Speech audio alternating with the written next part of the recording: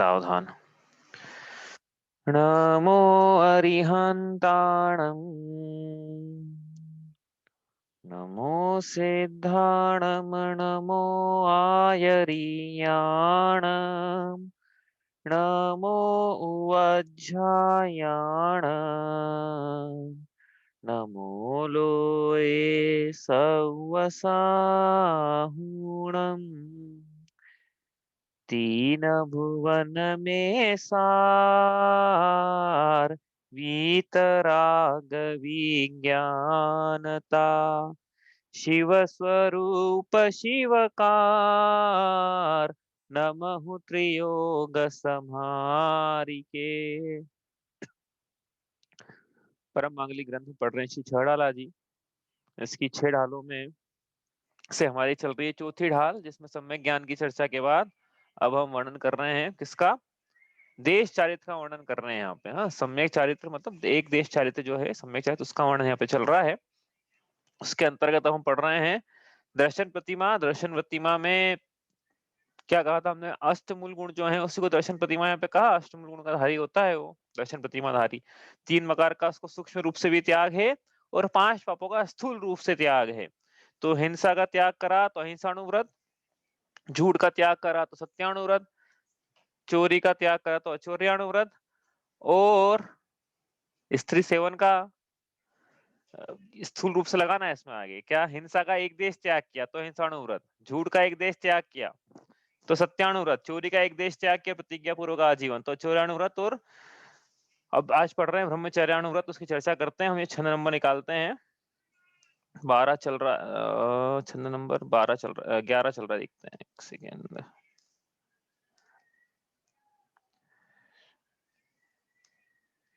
हाँ 11 चल रहा है, इसको पढ़ते हैं एक बार। जल मृतिका बिन और नाही कछु गहे अदत्ता, निज वनिता बिन सकल नारी सो रहे विरक्ता, अपनी शक्ति प्रमाण परिग्रह थोरो राखे, दश दिश गमन प्रमाण ठान तसु सीमन नाखे। हाँ, तो यहाँ पे क्या कह रहे हैं हम कि एक पहले चरण में तो आचर्याणुव्रत की चर्चा हो गई, अब कर रहे हैं ब्रह्मचर्याणुव्रत की चर्चा। तो क्या है ब्रह्मचर्य, कल बताया था अपनी आत्मा में रमण करना। ब्रह्म का मतलब आत्मा है, चर्या का मतलब आचरण करना, लीन रहना। तो वास्तविक ब्रह्मचर्य तो क्या है, आत्मा आत्मा में ही लीन रहे तो ही हम कहेंगे ब्रह्मचारी है। ऐसा आत्मा ब्रह्मचर्य को धारण किया हुआ है। ऐसा उत्तम ब्रह्मचर्य तो मुनिराजों के होता है और आगे के गुणस्थानों में और सिद्ध भगवान के। लेकिन यहाँ पे चल रही है स्थूल रूप से चर्चा। तो स्थूल रूप से क्या है कि एक अलग प्रकार से भी वर्णन मिलता है इसमें। क्या है कि स्त्री सेवन का त्याग, इसको भी हम ब्रह्मचर्य कहते हैं। हाँ, तो वो स्त्री सेवन में किसका त्याग करना है, लेकिन यहाँ पे तो यहाँ कह रहे हैं कि देखो स्थूल रूप से त्याग करेंगे स्त्री सेवन का मतलब क्या है, निज वनिता बिन सकल नारी सो रहे विरत्ता, मतलब अपनी विवाहित की हुई स्त्री। ऐसा नहीं है कि कोई हम मतलब बिना विवाहित करे भी हम अपनी किसी स्त्री को अपनी स्त्री बोलने लग जाए, उसके साथ संबंध स्थापित कर लेंगे तो हमारी है। तो वो नहीं है, विवाहित धर्म विवाह हुआ हो जिसके साथ में, ऐसी स्त्री स्त्री, उसके अलावा अन्य सभी जगत की नारियों से विरक्त रहना, यह यह स्थूल रूप से स्त्री सेवन का त्याग है, कुशील का त्याग है, और यही ब्रह्मचर्याणु व्रत है। इस प्रकार से प्रतिज्ञा करता है वो, उस प्रकार से इसको धारण करता है। ठीक है, तो कल अपन ने जो खत्म की थी ना बात, संपन्न हुई थी अपनी क्लास कल, क्या कि विवाह की क्या परंपरा है, क्यों एक्चुअली क्या है, देखो जितने भी ऊपर बोल के आ रहे हैं ना कि स्थूल स्थूल स्थूल, तो वो स्थूल रूप से पाप का त्याग किया मतलब स्थावर जीवों की हिंसा वो कर रहा है। तो स्थावर जीवों की हिंसा कोई पुण्य का कार्य नहीं है, वो पाप का ही कार्य है। लेकिन अपन ने स्थूल पाप से बचाया, मोटे पाप से बचा के छोटे पाप में लगाया। हाँ, मतलब लगाया ऐसा नहीं बोलना चाहिए, लेकिन मोटे पाप से बचाया, और करना पड़ता है छोटे पाप ही कर रहा है वो। ठीक है, इस प्रकार झूठ में भी स्थूल झूठ से बचाया, सूक्ष्म झूठ से का त्याग नहीं करवाया, चोरी में भी। तो ये सब पाप तो चल रहा है जीवन में, तो इसी प्रकार यहाँ पे भी लगाना कि स्त्री का सेवन करना है कोई पुण्य का कार्य नहीं है, ये भी पाप का ही कार्य है। लेकिन जहाँ इसके भाव थे संसार की समस्त नारियों के भोगने के, अब वो जो भाव है छोड़ नहीं पा रहा है ना ये। एक्चुअली क्या है, विषयों की वेदना इतनी हो रही है जीव को कि वो विषयों की वेदना छोड़ नहीं पा रहा है। लेकिन जिस प्रकार आपने उदाहरण दिया था कि जिस प्रकार एक तीव्र ज्वर से पीड़ित मनुष्य विषयों का सेवन भी औषधि की तरह करता है। विषयों का सेवन इसलिए करता है कि वो उसे पीड़ा सही नहीं आती है।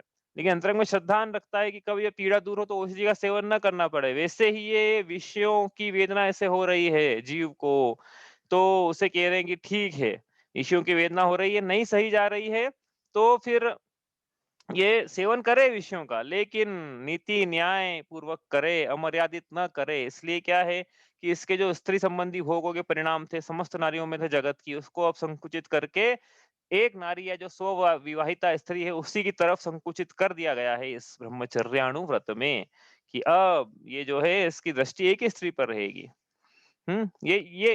ये करा है यहाँ पे। तो आप बोलोगे कि भैया ये तो हमने सप्तव्यसन में भी कर लिया था, सप्तव्यसन का त्याग किया था ना, तो वहाँ पे भी तो था परस्त्री गमन का त्याग, वेश्यारमन का त्याग, तो यहाँ पे भी तो वही चल रहा है चर्चा, तो अंतर क्या है? तो सब वही हो गया था ना, कोई बताना चाहता है क्या अंतर है? वहाँ पे भी तो ये चर्चा हुई थी सप्तव्यसन में, चर्चा की नहीं थी, अपन ने लिख लिया था बस परस्त्री गमन, वेश्यारमन इसका त्याग करना है सप्तव्यसन का त्याग में। यहाँ पे वही लिखा है ना, सोदार संतोष व्रत। सोदार, स्व मतलब अपनी, दार मतलब स्त्री, अपनी स्त्री में संतोष रखना, पर दार का त्याग करना, पर स्त्री का त्याग करना, तो सोदार संतोष व्रत यहाँ पे भी वही चल रहा है, वहां पे भी वही था, तो अंतर क्या है? सप्तव्यसनों में भी नियम लेता है जीव कि भैया सप्तव्यसन का भी हम आजीवन त्याग करते हैं, प्रतिज्ञा पूर्वक त्याग हो गया वो भी। यहाँ पे अंतर क्या है फिर? लिखवाया नहीं, बताया नहीं, पन्ने पलटा के दिख लेगा थोड़ी। वहां पे वहां पे क्या था कि स्थूल रूप से था, यहाँ पे क्या ना सूक्ष्म रूप से। तो स्थूल और सूक्ष्म का क्या अंतर है कि वहां पे भी देखो त्याग तो वहां पे भी यहाँ पे भी है, लेकिन वहां पे तो सेवन का, स्पर्श इंद्रिय से सेवन का त्याग था।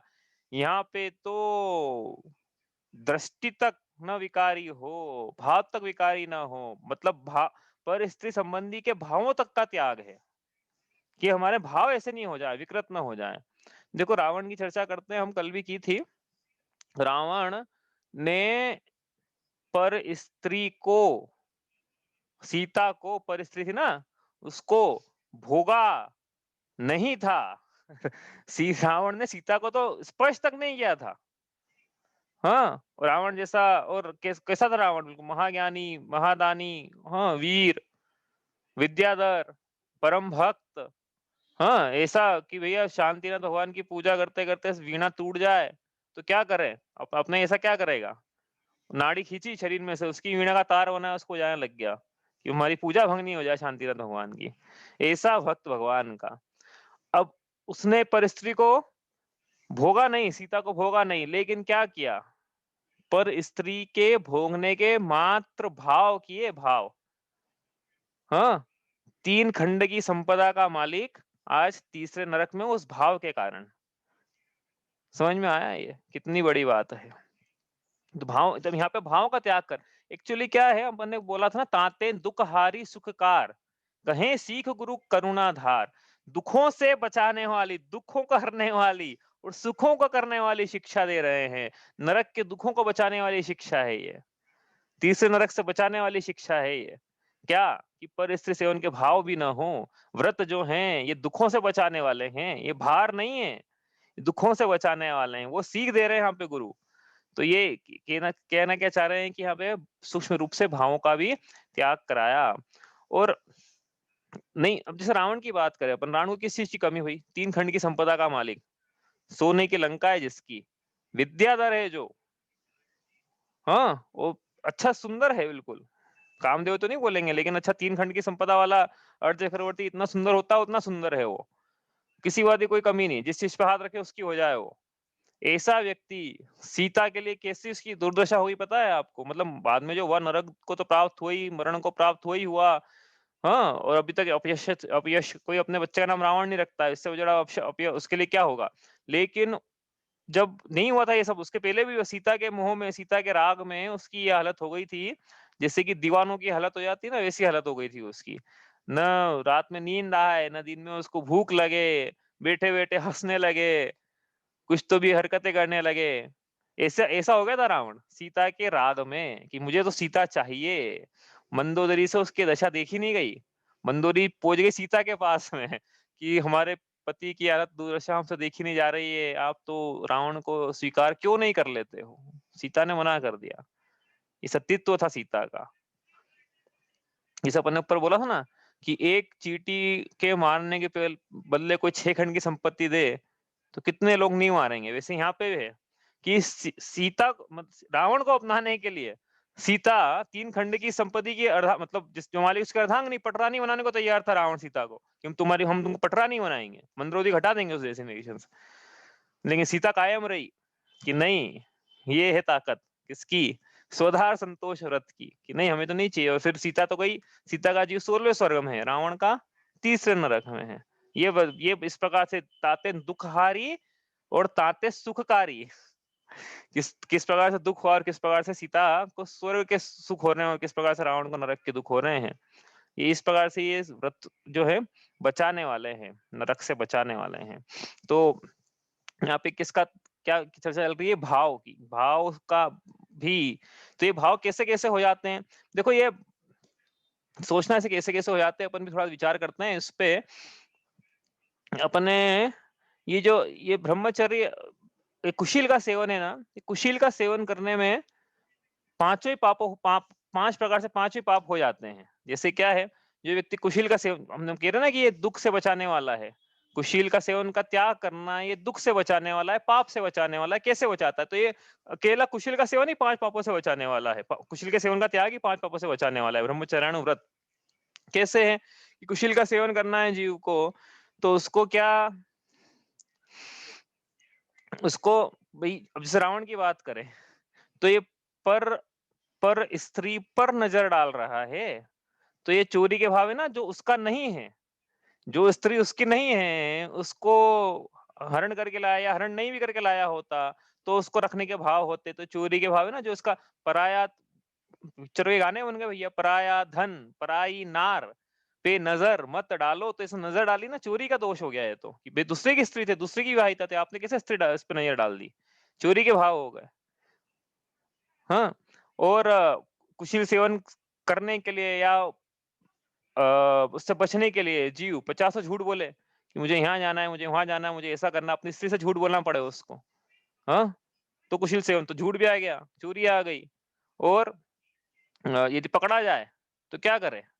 अब रंगे हाथों पकड़ ले कोई भी, कोई सम्मान्य व्यक्ति है कुशील सेवन करते पकड़ा जाए तो क्या करे? वो हिंसा पे भी जिसने देख लिया उसको, वो उसकी हिंसा भी कर दे। और परिग्रह की आसक्ति के भाव भी चाहिए इसमें, क्योंकि स्त्री अपने आप में एक परिग्रह है, सचेतन परिग्रह। दूसरा ये कि वो स्त्री सेवन करने के लिए उसको भी तो कुछ होना चाहिए ना भाई, परिग्रह होना चाहिए, तो स्त्री आकर्षित होगी उससे। तो ये क्या है? 5 पापों चल रहे हैं, 5 पाप चल रहे हैं कुशील के सेवन मात्र में। 5 पाप एक साथ चल रहे हैं किसी कुशील के सेवन में आसक्ति हो तो। तो ये व्रत जो है ये उस 5 पापों से बचाने वाले हैं। और कैसे बचाते हैं? तो अपन कैसे बचाते, देखो अपन ने कल देखा था ना कि शील बाढ़ राख ब्रह्म भाव अंतर धरो। तो शील बाढ़ नो राख, शील बाढ़ नो राख, 9 प्रकार के शील की बाढ़ को लगाओ। मतलब अपने आसपास 9 बाढ़ लगाओ शील की, और अपने शील की सतीत्व की रक्षा करो। कैसे करें? कौन कौन सी बाढ़ है वो?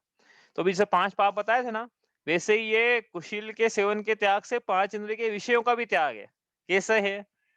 अपन वो देखते हैं, शील बाण और आंख में गर्वित करते हैं। उदाहरण के लिए अपन शुरू करते हैं, आप चाहो तो लिख लेना भैया। लिखने के लिए आज मेरे को मिल गया पेन ब्रश मेरा, लेकिन मैं लिख नहीं रहा हूँ, आप चाहो तो लिख लेना। कौन कौन सी 9 प्रकार की बाढ़ है? तो पहली बाढ़ अपन मन से शुरू करें अपन। तो मन से भी पुराने स्त्री संबंधी भोगे हुए भोगों का स्मरण न करना, यह एक बाढ़ है। न करना, यदि करता है तो फिर वो दोष है। जो कुशील का सेवन नहीं करना चाहते हैं, जो आसक्ति घटाना चाहते हैं स्त्री में, वो क्या करेंगे? पूर्व में जो भोग पहले भोगे गए हैं उसका मन का अवलंबन लेकर स्मरण न करे। पहली एक बार ये हुई। दो और आगे तो मन का हो गया विषय, और स्पर्शन से शुरू करें अपन। स्त्रियों के समागम में न जाए, ऐसी जगह चले जाए जहां स्त्रियां हैं चारों तरफ। हाँ, ये दूसरी दूसरी बाढ़। तीसरी बाढ़ कि ऐसे आसन पे, पलंग पे, चटाई पर न बैठे जिन पे स्त्रियां बैठती हैं या बैठ चुकी हैं। तीसरी प्रकार की बाढ़ है ये। स्त्री के अपन कोई भी आभूषण को, किसी वस्त्रों को हाथ ना लगाएं, कहने का मतलब ये है। हाँ, समझ में आ रही है ना बात? आपको निषेध नहीं करना भैया, वो चूल्हा चलाने वालों का तो बात वहां पे अपन ले आना चाहते हैं, ले आना चाहे मतलब चाहें तो, लेकिन नहीं ले आना हमको, क्योंकि मेरे को एक प्रसंग याद आ गया बोलते बोलते कि एक एक व्यक्ति था भैया वहाँ द्वारका मंदिर में, वो पद्मावती हमसे बोला, हम सोले में थे तो हमसे बोला कि वो पद्मावती माता का चोला उतार के दे दो ऊपर से, सूख रहा था ऊपर। तो मेरे मन में ऐसे भाव आया कि भैया परिस्त्री के कपड़े में क्यों स्पर्श करूं। मैं तो बता रहा हूँ मन की भाव, हाँ, आप बोलोगे कि आप तो पंथवाद चला रहे हो, मैं तो अपनी कि मैं क्यों स्पर्श करूं भैया, मेरे तो वाकई में ऐसा भाव है कि मैं क्यों स्पर्श करूं भाई। पर स्त्री के कपड़े का भी स्पर्श क्यों हो जाए। स्त्री अपने साड़ी के दुपट्टे को भी पर पुरुष से स्पर्श कैसे करा दे। हाँ, यदि शीलवती तो नहीं कराएगी। कपड़े संभाल के रखना मंदिर में, ऐसा नहीं मंदिर में चल रहे हैं और इधर भी टकरा रहे उधर भी टकरा रहे हैं, एक दो ने तो भैया हमारी स्थापना नहीं। अब क्या बोले हम, कपड़े ही संभलते नहीं स्त्रियों से, तो अपनी विक्रिया समेट के तो क्या है कि पलंग का और इनका इसलिए क्या है कि मंदिरों में व्यवस्था तो ऐसी होना चाहिए कि माता जी के लिए आसन और पाटे अलग होना चाहिए, मुनिराज के लिए अलग होना चाहिए। ऐसा नहीं कि जिस मुनिराज बैठ रहे उसी माता जी इस पे बैठे उसी में, ऐसा नहीं होना चाहिए। जितनी जितनी व्यवस्था बन सकती है उतनी बताना चाहिए। हो गई 3 बार। तो ये क्या इस पर अब इसके बाद आगे बढ़े, इस क्वेश्चन इसका रसना पे आते हैं। तो रसना संबंधी कामोत्पादक भोजन न करना, यह चौथी बार है। अपने अपने सीरियल में चौथी बार है, मतलब से कोई नंबर नहीं है उनका, अपन जो सीक्वेंस लेके चल रहे हैं उसमें चौथी है। 5वीं बार भूख से कम भोजन करना। क्यों? क्योंकि भूख जितना भोजन करे ना, भूख से प्रमाद बढ़ता है। विचार अलग प्रकार के आते हैं। कम भोजन करते हैं तो उत्साह बना रहता है, प्रमाद नहीं रहता है। इसलिए भूख से कम भोजन करना। नींद आती है ना भूख से, नींद भी ज्यादा आती है। भूख से कम भोजन करें। और साज कामोत्पादक साज श्रृंगार न करना। ऐसे साज श्रृंगार न करना जिससे कि क्या हो, विकारी भाव जागे। पुरुष है तो स्त्री के और स्त्री है तो मतलब विशेषकर स्त्री हो तो पुरुष के। मैंने आपको पहले ही बताया था एक बार, आचार्य विशुद्ध सागर जी ने बोला, बताया था एक बार प्रवचन में, कि एक नगिनी जो है ना, नागिन, वो तो जहरीली नागिन पास में आके छू कर डंक मारती है और जहर फैलाती है। लेकिन इस प्रकार से कामोत्पादक रूप से श्रृंगारित स्त्री तो उस नागिन के समान है जो दूर से ही डंक मार के कामुकता का जहर फैला देती है। इसलिए पुरुषों को बचना चाहिए। ऐसा उन्हें मतलब वो दिखे तो अपने को लगना चाहिए हाँ भैया ये तो ये जहर फैल रहा है अपने में। हाँ, तो ये इस प्रकार से अपना मतलब जो स्त्री है और पुरुष भी है उनको नहीं करना चाहिए ऐसा, कहने का मतलब यहाँ पे ये था। ठीक है, कौन सा नंबर का था ये, जो भी नंबर था 5वां शायद, 5th 6th था ये। ठीक है, आगे चले यहाँ से। तो कितना स्पर्श रसना घ्राण हो गया था ये। स्त्रियों को विकार की दृष्टि से न देखना। हाँ, कुशल की परिभाषा यही थी, पराई माँ बहनों को बुरी नजर से न देखना।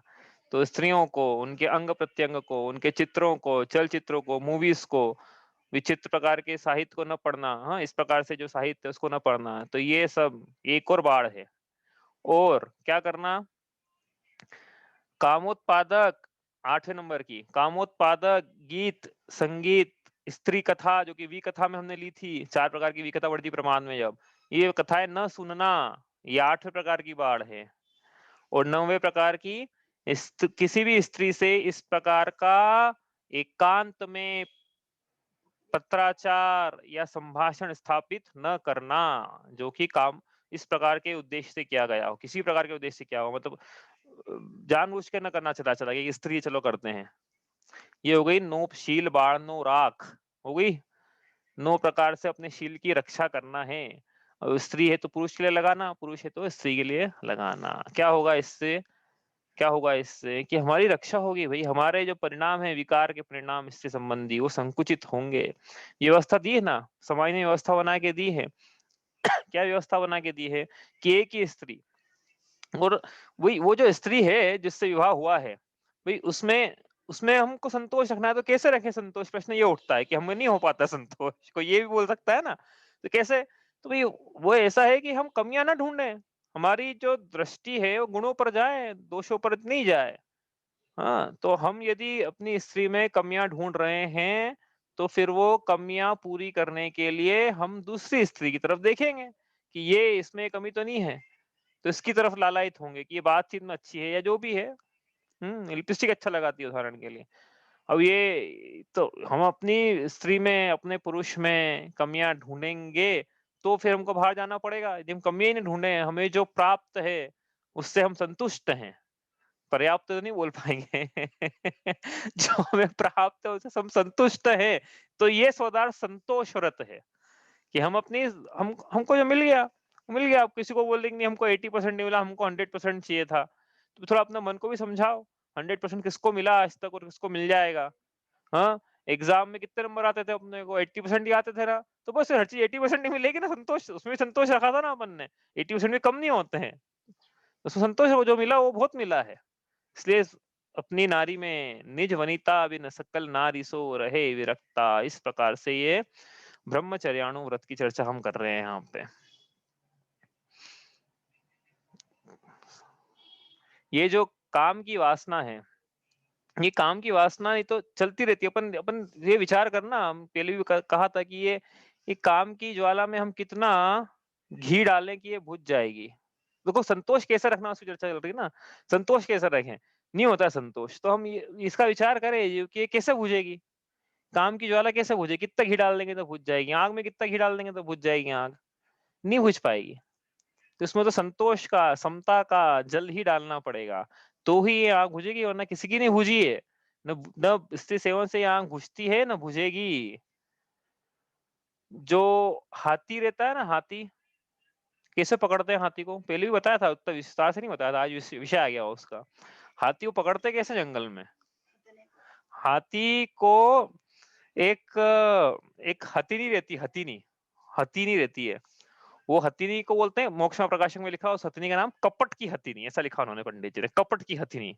कपट की हथिनी मतलब क्या?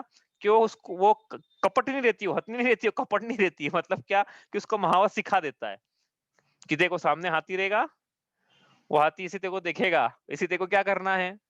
क्या करती है स्त्री जब उसको पुरुष देखता है, तो स्त्री क्या करती है? ऐसा करना, यूं करती क्या? जो करती हो मतलब मेरे को आप देख रहे ना क्या क्या करती है वो। मतलब क्या है, थोड़ा सा लचके झटके दिखाना हाथी के सामने, ऐसा सिखा देते हैं हथीनी को।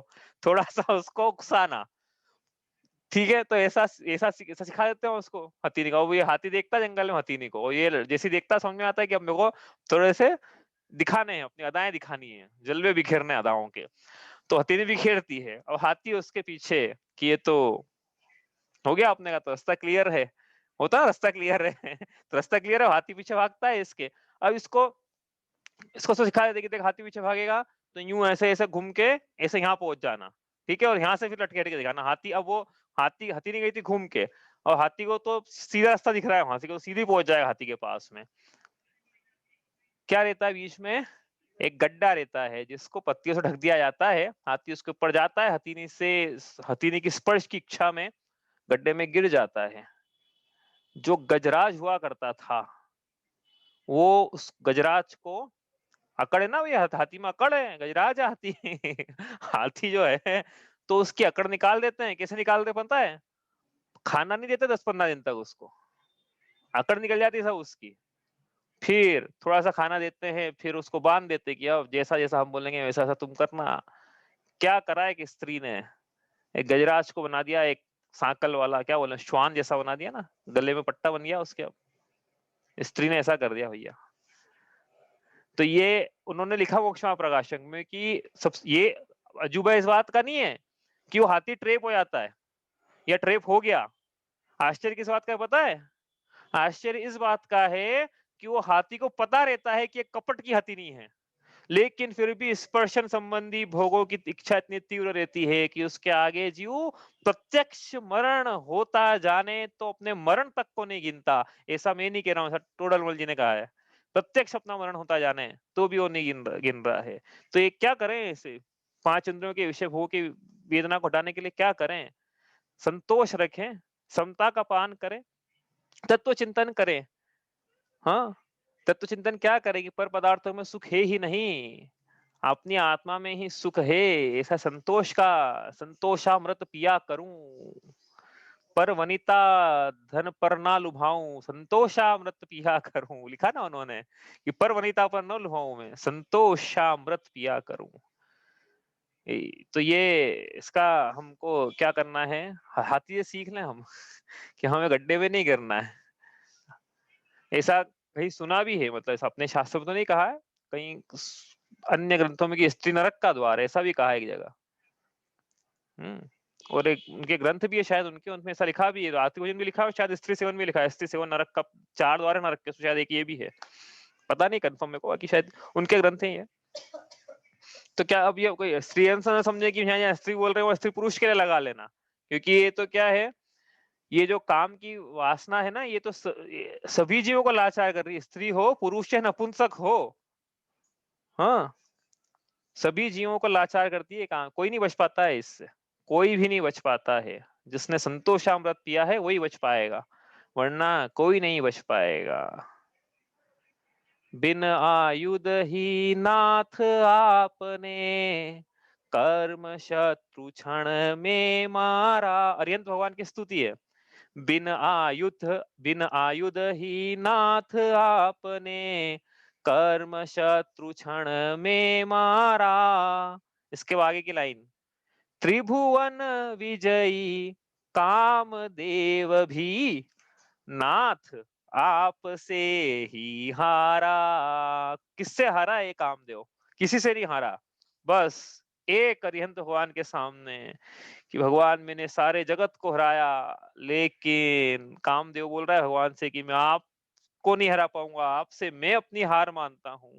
क्यों? क्योंकि आप अपने ब्रह्म स्वरूप में लीन हो, और जो अपने ब्रह्म स्वरूप में लीन होता है उसको तो मैं नहीं हरा पाऊंगा। तो क्या करना है, नरक के दुखों से बचने के लिए, असंतोष के दुखों से बचने के लिए, आकुलता के दुखों से बचने के लिए, और पश्चाताप के दुखों से बचने के लिए क्या करना है, अपने ब्रह्म स्वरूप में रमण करना है, जो कि मुनिराज करते हैं, और जो कि ये ब्रह्मचारी व्रत का ना, इसके 2 कक्षा चौकड़े का अभाव है, तो तत्संबंधी इसके वीत रखता है, तो उस प्रकार से ये भी करता है, हम तो ये भी कहेंगे जितना भी करता है ये। तो इस प्रकार से ये ब्रह्मचर्याणु व्रत की हम चर्चा करते हैं। समझ में आई बात? किसी को कुछ पूछना है इसमें? बाकी चर्चा इसमें आगे आएगी भाई, 7वीं प्रतिमा, ब्रह्मचर्य महाव्रत, ब्रह्मचर्य धर्म, शील व्रत की भावना, हाँ है ना, ये ना 16 कर्ण भावना में, वो उसकी चर्चा नहीं कर पाएंगे। हाँ वो आप पढ़ लेना, मतलब कितनी इंपॉर्टेंट है कि वहां पे भी है वो भावना हाँ, अरे ये ये इतना, जैसे वो अपन ने मोह की चर्चा की थी ना, कि मोह एक ऐसी चीज है इसको पूजा की पंक्तियों में स्थान मिल गया, मतलब कितना अहितकर होगा। वैसे ही ये काम भाव, ये इतना अहितकर है कि पूजा की पंक्तियों में स्थान मिल गया इसको। पुष्प सुगंधि से आत्म ने शील स्वभाव नशाया है, मन मथ बाणों से बिंद करके चहु गति में दुख उपजाया है। मन को मथ देते हैं, ऐसे बाण है काम के, और क्या करते हैं, चहु गति में दुख उपजाते हैं, इसलिए काम बाण विध्वंसना है। रोज पूजा में बोलते हैं काम बाण विध्वंसना है। कैसे होगा, कैसे होगा, ये तो सोचो, विचार तो करें हम कि कैसे होगा, काम बाण का अंत कैसे होगा। रोज बोलने रटी रटाई ना पंक्तियां, रोज एक पुष्प पुष्प चढ़ाना, पीले चावल हो गया, काम हो गया क्या पीले चावल चढ़ाने से? वो बोल तो ये रहे कि ये जो पुष्प सुगंधी है इसने तो ये पुष्प भगवान आप ही को अर्पित कर देते हैं हम। आप अपने काम, अब हमारे काम बाण का अंत करें, तो उपचरित कथन है, लेकिन वास्तव में होगा कैसे अंत काम भावों का? अपने स्वरूप का चिंतन करने से होगा कि सुख तो हम में है, संतोष से होगा। वरना हम सोचे कि भोगने से वो ज्वाला मिट जाएगी, तो ऐसा संभव किसी की ना मिटी है न मिटेगी। 3 लोग की स्त्रियां भी मिल जाएगी ना, तो भी वो ज्वाला नहीं मिटने वाली है। ये सत्य है, ये ऐसा मतलब एग्जैगरेशन है। 96,000 रानियों को भी भोग लेंगे ना चक्रवर्ती बन के, तो कम से कम भोग भोग के तो नहीं मिटेगी वो ज्वाला, ये बात पक्की है। तो कैसे मिटेगी फिर, कि भाई जिस कारण से तो 96,000 को फिर क्यों पसारा करे, 96,000 का है। और हम अपन बेस्ट तो यही है ना, कि हम जो चक्रवर्ती करता 96,000 रानी के भोग भोगने के बाद, अपनी उनसे विरक्त होने के बाद, ऐसे हम भी विरक्ति हो जाए तो ज्यादा अच्छा है। स्वस्थ से भी विरक्त हो जाए तो ज्यादा अच्छा है। नहीं हो पा रहे हैं तो कम से कम हम ब्रह्मचर्याणुव्रत का अभ्यास करें और पर नारी से विरक्त हो। अब इसमें क्या है, इस तो अपन स्थूलता और सूक्ष्मता की बात कर रहे थे ना यहाँ पे, तो यहाँ पे सूक्ष्मता से जब प्रसंग करें, आपको ये लगेगा कि ठीक है चलो, हमारा तो हम तो नहीं देखते हैं, दूसरी पराई माँ बहनों को बुरी नजर से नहीं देखते हैं, हमारे मन में कोई ऐसे विचार नहीं चलते, ना हम इस प्रकार से कुछ करते। लेकिन बात यहाँ पे और आगे भी है थोड़ी सी।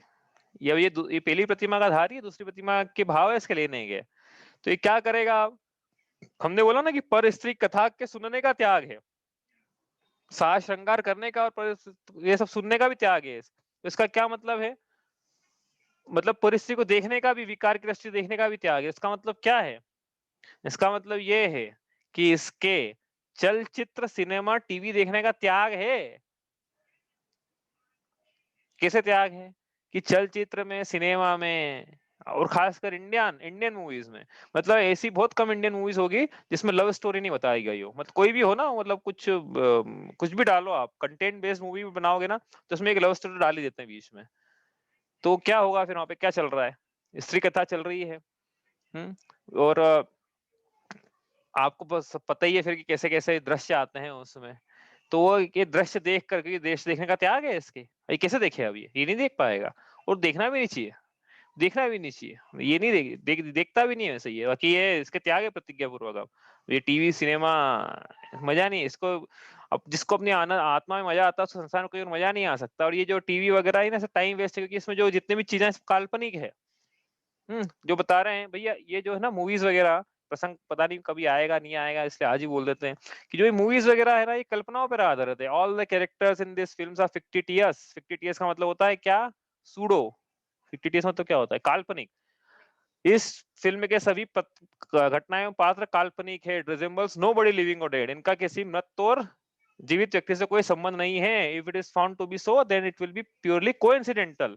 यदि वो मिल गया तो वो संयोग है। संबंध हो गया तो संयोग मात्र। कहने का क्या मतलब है कि सब काल्पनिक है। अपन अपना जीवन कल्पनाओं में बिताना चाहते हैं कि सच्चाई में बिताना चाहते हैं? यदि ये टीवी वाले कल सच्चाई बताने लगे तो कोई देखने नहीं जाएगा, वो बोलेंगे यार ऐसा जीवन तो हमारा भी चल रहा है। इनको अलग हटके कल्पनाएं बताना पड़ती है। तो ये कल्पनाओं में जीवन नहीं जाए, सच्चाई में जाए। यदि किसी को इस प्रकार से कथाएं सुनने का ही रुचि हो, तो प्रथमान योग भरा पड़ा है। और सत्य की ऊंचाई सुना होगा कभी आपने, truth is stranger then fiction. सत्य की ऊंचाई कल्पना की उड़ान से भी ज्यादा ऊंची होती है। वापस से, सत्य की ऊंचाई कल्पना की उड़ानों से भी ज्यादा ऊंची होती है। पहले ही दिन समझ में आ गया होगा या आपको? कैसे समझ में आ गया होगा? छह विश्व किसे कहते हैं? छह द्रव्यों के समूह को कहते हैं। तो विज्ञान तो एक ही द्रव्य पर अटक गया। और जो सत्य है वो पांच और है भैया, धर्म, अधर्म, आकाश, काल और जीव को मत भूलो। और विज्ञान तो बढ़ ही नहीं पा रहा है आगे, उसका सत्य बढ़ ही नहीं पा रहा, और हकीकत तो उससे कहीं आगे है। सत्य कहीं ऊंचा है, कल्पना तो बहुत नीचे रह गई उसके आगे। तो यदि सुनना ही है हमें, तो हम ये पुराण पुरुषों की कथाएं, रामचंद्र जी का जीवन चरित्र, श्रेणी का जीवन चरित्र, सुदर्शन सेठ, बहुत सारे हैं, हम वो पढ़े ना। यदि वाकई में हमको रुचि है कथाएं सुनने में, तो बहुत मजा आएगा। आप पढ़ के तो देखो, बहुत मजा आता है। तो बच गए, तो हम इस पाप से ही बच गए, और धर्म से भी जुड़े हुए, स्वयं का स्थितिकरण हो रहा है। ठीक है। तो क्या करना है फिर? जो विवाहित हैं, वो स्वदार संतोष व्रत नहीं लिया है, तो आपस से ले ले, अंगीकार कर लें भाई। इतना तो कर सकते हैं, और कहीं नहीं बोला ऊपर कि ये कर लो वो कर लो, यहाँ बोल रहे हैं लेकिन, क्योंकि ये बहुत गंभीर पाप है।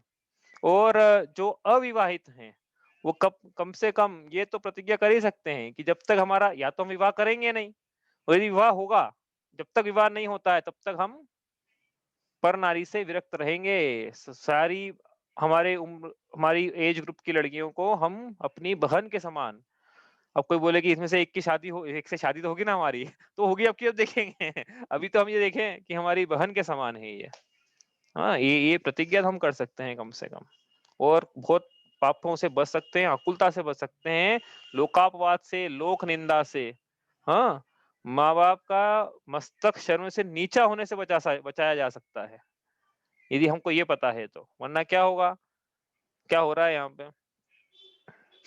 मतलब अब क्या बोले अपन, एक समाज वाले दूसरे समाज वाले से दिगर समाज में विवाह हो रहे हैं, कैसे हो रहे हैं वो? ये लाइन नहीं पड़ी ना उनने। ये लाइन पढ़वानी पड़ेगी, ये समझना पड़ेगा धर्म का स्वरूप क्या है, सच्चा सुख का स्वरूप क्या है, ब्रह्मचर्य क्या है।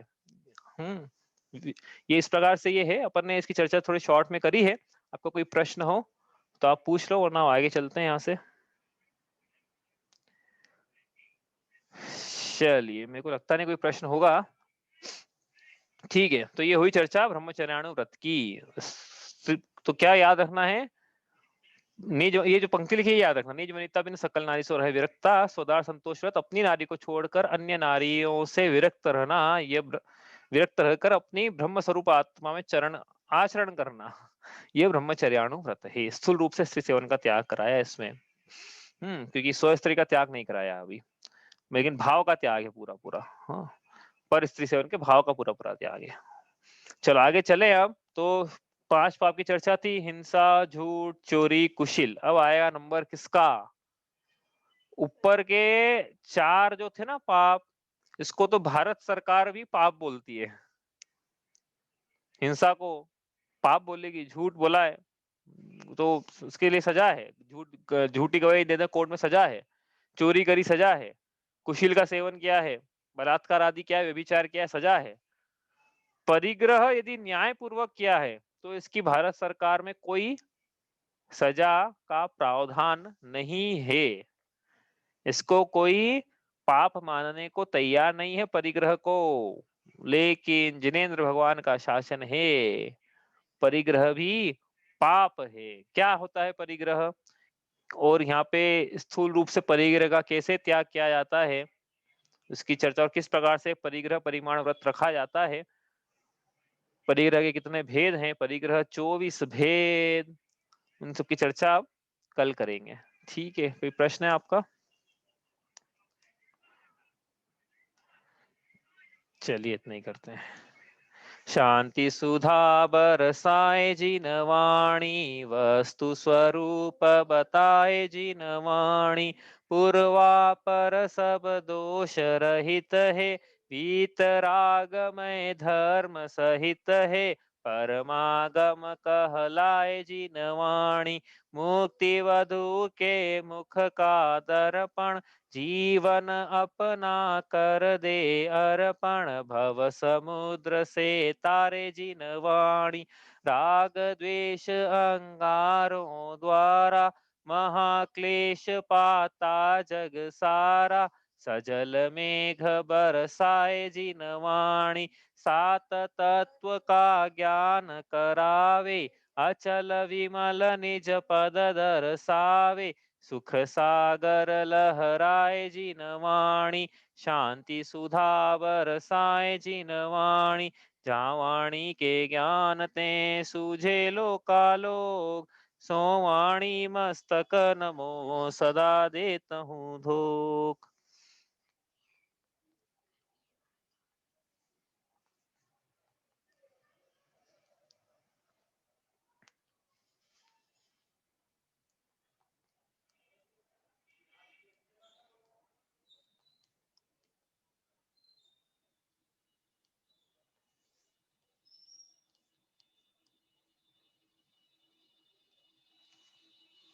जय जिनेन्द्र।